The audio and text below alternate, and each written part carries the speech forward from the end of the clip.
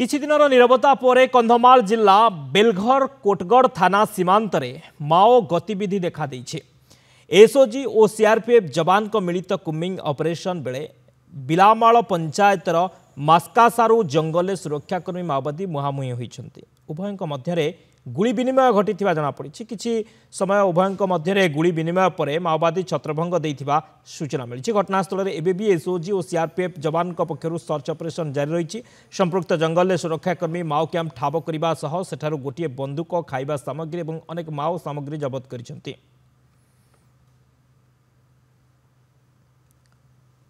सुरक्षाकर्मी माओवादी मुहांमुही SOG CRPF जवान को मिलित कम्बिंग ऑपरेशन जारी रही।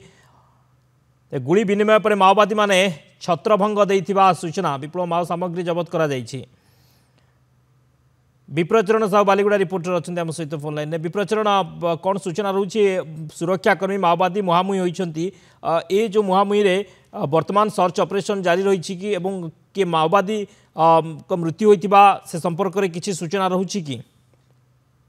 हाँ शक्ति देखो जदि कहवा आम दीर्घ दिन व्यवधान पर कंधमाल जिले में पुणी थे माओवादी निजर स्थिति जाहिर कर जार फलस्वरूप कंधमाल जिलार बेलवर थाना अंचल माओवादी गतिविधि को लक्ष्य कर गुइंदा सूचनार आधार को भित्ति करी एसओजी जवान एवं सीआरपीएफ जवान पक्षर कुम्बिंग ऑपरेशन जोरदार कर बेलघर थाना अंचल जो रही बिलामाल पंचायत जो रही निकटवर्ती जंगल से जंगल रे माओवादी कैंप थिबा सूचना पाई पुलिस ए घटना को नहीं सेठारे कुम्बिंग ऑपरेशन को जोरदार करा एसओजी 10टी एसओजी टीम एवं 4टी सीआरपीएफ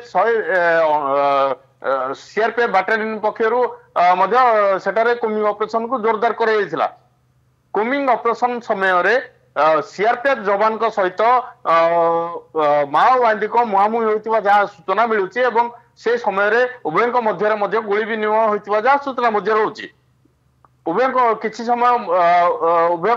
समय धरी गुली विनिमय चलिबा परे घटनास्थल माओवादी छत्रभंग देइथिबा परे संपृक्त अंचल सुरक्षाकर्मी पक्षर ऑपरेशन को जोरदार करा सर्च ऑपरेशन को जोरदार करा। ओके, सर्च ऑपरेशन को जोरदार करा। बहुत बहुत धन्यवाद विप्रचरण समस्त सूचना।